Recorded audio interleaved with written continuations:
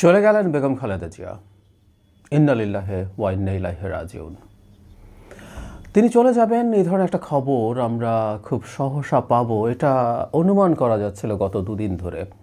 চিকিৎসকরা তার অবস্থা এতদিন যেমন বলছিলেন খারাপ হলেও স্টেবল, তারা জানাচ্ছিলেন এবার যে দুদিন আগে থেকে যে অবস্থা খুবই বেশি সংকটের দিকে চলে যাচ্ছে। শুধু তাই না, তার পরিবারের সদস্যরা কয়েক দফা তার সাথে এর মধ্যে দেখা করে তাকে দেখতে গেছেন। তাতে বোঝা যাচ্ছিল দুঃসংবাদটা সম্ভবত খুব সহসাই আসবে।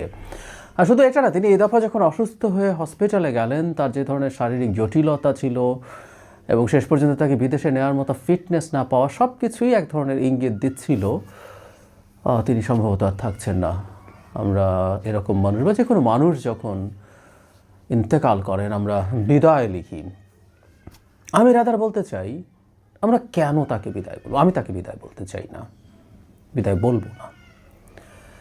কেন বলতে চাই না সেটা প্রসঙ্গে আসছি। বেগম খালেদা জিয়াকে নিয়ে যখন এই ইনস্ট্যান্টলি কিছু কথা বলতে চাইছি, আমি জানি না কি বলতে পারবো। এত বড় একটা বর্ণাঢ্য রাজনৈতিক জীবন, এবং এটা বোঝাচ্ছি না তার রাজনৈতিক জীবনের সব কিছু শুদ্ধতম, সব কিছু সঠিক। এটা হয় না। আমাদের এই অঞ্চলে এক ধরনের প্রবণতা আছে, আমরা ক্যানোনাইজ করি, আমরা সন্তত্ব আরোপ করি কারো উপরে। না, বেগম খালেদা জিয়া একজন মানুষ ছিলেন, দোষে গুণে মিলিয়ে মানুষ ছিলেন। তার ভুল আছে রাজনৈতিক জীবনে, কোনো সন্দেহ নাই, কিন্তু তিনি শেষ পর্যন্ত পুরো জীবনের দিকে যদি তার তাকাই, শেষ পর্যন্ত তিনি এসে যে জায়গায় থেকে চলে গেলেন সেটা অবিশ্বাস্য, সেটা অসাধারণ। একজন মানুষ গোটা জীবন রাজনীতি করা এবং সত্যিকার অর্থে নিজের জীবনে অসংখ্য স্যাক্রিফাইস করার যে নজির তিনি স্থাপন করে গেছেন, এটা বহুদিন আলোচিত হবে। কয়েকটা কথা একটু টাচ করি আজ। এটা ঠিক তার জীবন নিয়ে তার উল্লেখযোগ্য কোনো কিছু বলা তা না, ইনস্ট্যান্টলি মনে আসছে। একটা মানুষ চলে গেলে হয় না, আপন মানুষ একেবারে পরিবারের মানুষ যখন চলে যায় আমাদের কতগুলো স্ন্যাপশট মাথায় আসে সেই মানুষটার সাথে। ইনস্ট্যান্টলি কিছু স্ন্যাপশট, আমার বাবা চলে গেলেন গত বছর, আমার তখন ওই স্ন্যাপশটগুলো মাথায় আসলো মুহূর্তের মধ্যে। আমি এই এক্সপিরিয়েন্সের মধ্যে প্রথম গেলাম। এক্সটেন্ডেড ফ্যামিলির মানুষজনের মৃত্যু দেখেছি, কিন্তু বাবারটা একেবারে ক্লোজ ফ্যামিলির ক্ষেত্রে দেখলাম। ঠিক একইভাবে বেগম খালেদা জিয়া চলে গেলেন, এই খবরটার সাথে সাথে কতগুলো স্ন্যাপশট মাথায় আসলো। স্ন্যাপশটগুলো যদি একটু বলি, আমি এটা অনেকবার বলতাম, এর আগেও যখন খুব অসুস্থ হয়েছেন অনেক জায়গায় বলেছি, বেগম খালেদা জিয়া রাদার বিএনপির প্রতিষ্ঠাতা, আমি এভাবে বলি। কেন? বিএনপির সৃষ্টি হয়েছিল জনাব জিয়াউর রহমানের হাত দিয়ে। এখন তিনি প্রেসিডেন্ট ছিলেন, তিনি ক্ষমতায় থেকে দলটা তৈরি করেছেন। অনেকে বলেন এটা ফ্যাক্ট, এটা ফ্যাক্ট, এবং অনেকে বলেন যে এসব ক্ষেত্রে কিছু সুবিধা পাওয়া যায়। ক্ষমতায় আছেন কেউ, আর সেই ক্ষমতার সুবিধা নিতে, রস নিতে অনেকে এসে হাজির হতে পারেন। এটা এক ধরনের সরলীকরণ। এটাও বলি, তার চাইতে দ্বিগুণ সময় ক্ষমতায় থাকা এরশাদ তার দলকে একটা ক্লাউনের জাস্ট বাঞ্চ বানিয়েছেন, এর বেশি কিছু না। সুতরাং ক্ষমতায় থাকলেই যে করা যাবে, ক্ষমতায় থাকলে লোক যায়, কিন্তু দল হয়ে কি ওঠে?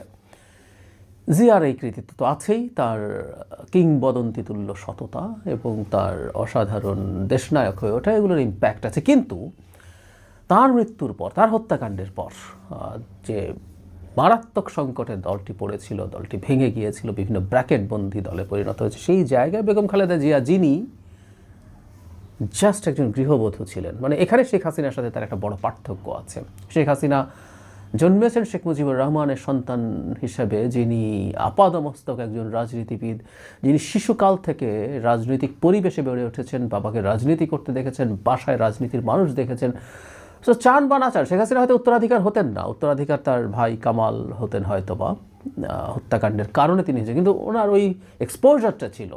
সেই জায়গায় বেগম খালেদা জিয়ার কৃতিত্ব অনেক বেশি বড়। তিনি একদম জাস্ট হোম মেকারের জায়গা থেকে এরকম একটা দলের দায়িত্ব নেওয়া, মাঠে রাজনীতি করে লড়াই করা, এরশাদ বিরোধী আন্দোলনে লড়াই করা এবং দুর্দান্ত সব সিদ্ধান্ত নেওয়া। 86 নির্বাচনের কথা বলছি, বয়কট করা, যেটা তাকে আপসহীন নেত্রীর তকমা দিয়েছিল। কিন্তু যেটা হয় একটা গণতান্ত্রিক নেত্রী, প্রচুর আপসহীনতার যেমন নিদর্শন দেখিয়েছেন, তিনি আপোষও করেছেন, তাই না? তত্ত্বাবধায়ক সরকার ব্যবস্থা মেনে নিয়েছিলেন।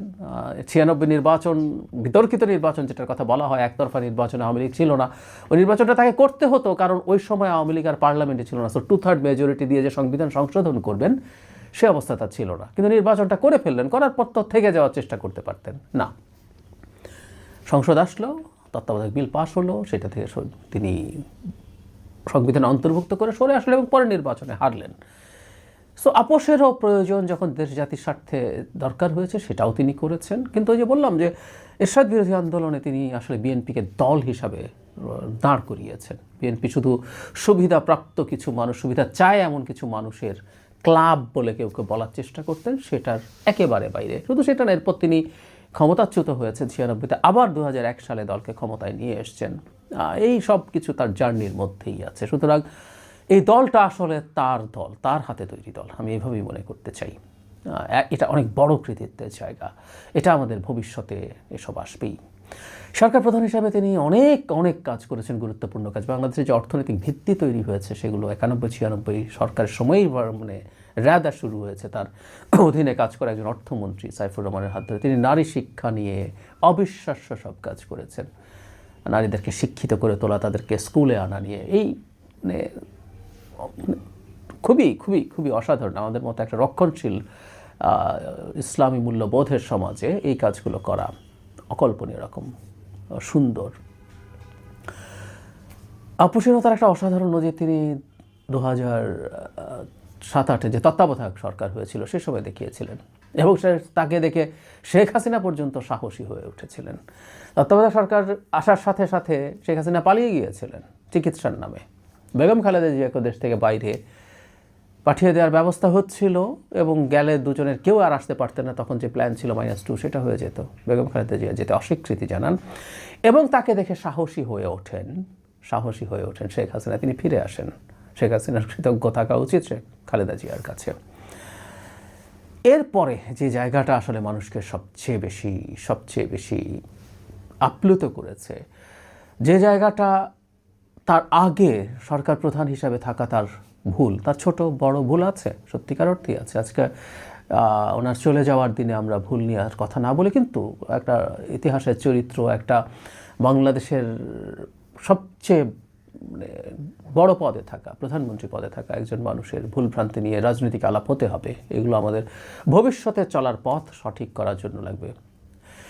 পরবর্তীতে যখন শেখ হাসিনা এসে সব দখল করে নিতে শুরু করেন, তারপর তার অকল্পনীয় সংগ্রামের আবার একটা নজির। কিন্তু তিনি পালিয়ে যাননি, দেশ ছেড়ে যাননি। উনি একটা কমফোর্টেবল লাইফ পেতে পারতেন।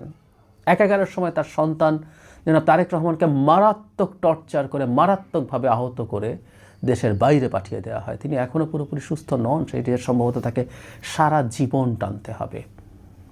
তিনি জেলে থাকা অবস্থায় মায়ের মৃত্যু দেখেছেন, মার মৃত্যু।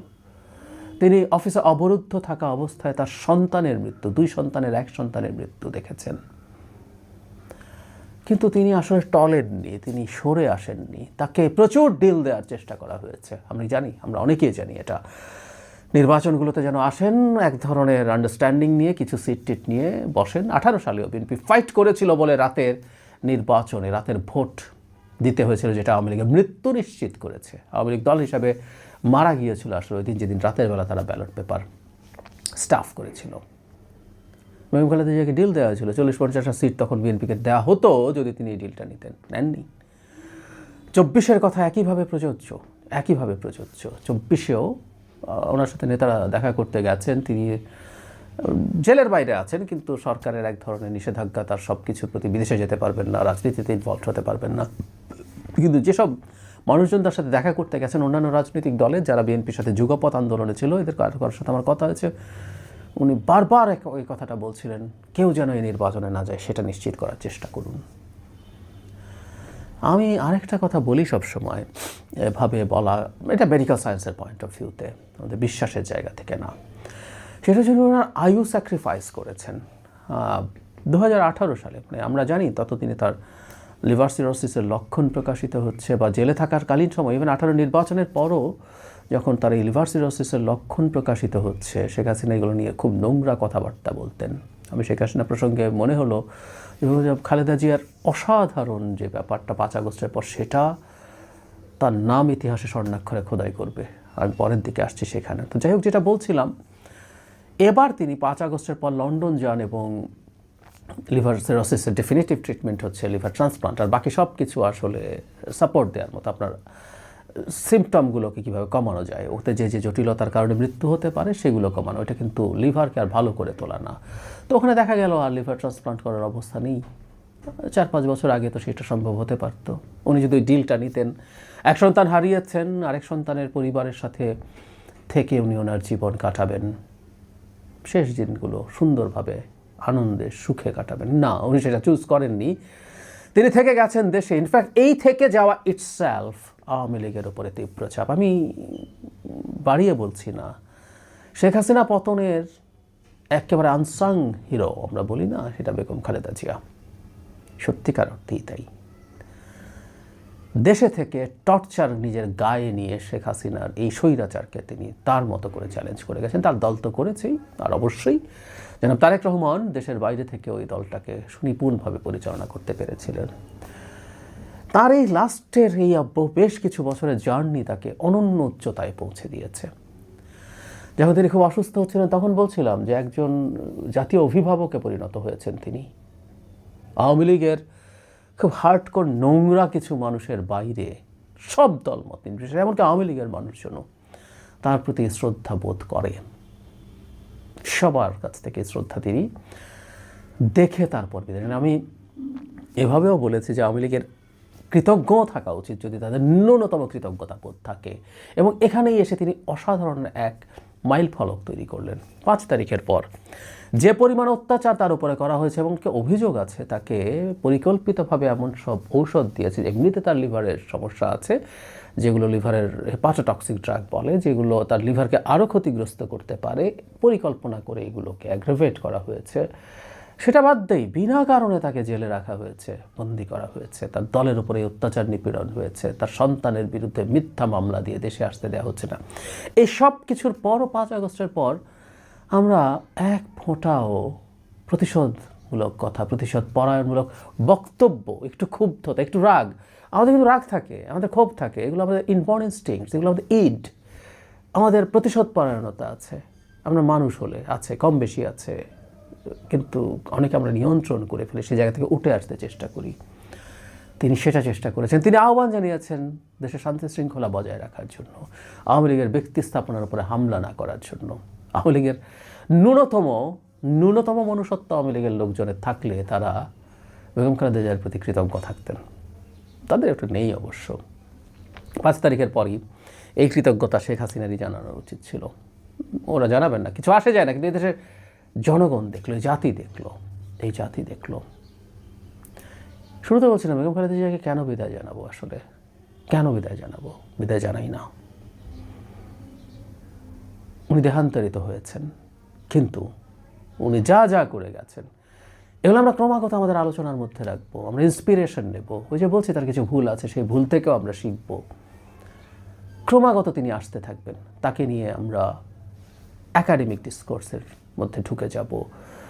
তো যে মানুষটাকে আমরা আমাদের রাষ্ট্রীয় জীবনে প্রতিটা ক্ষেত্রে কাজে লাগাবো, ব্যবহার করব, তার চিন্তাকে, তার দর্শনকে, তার আচরণকে, তার কাজকে, আচরণের কথাও বলছি, এরকম আপাদমস্তক একজন ভদ্র মানুষ, মানে সৌজন্যবোধের মানুষ, কেউ কোনো দিন তাকে রেগে কথা বলতে দেখেছে আর জীবনে 1-2বারের বেশি ঘটেনি।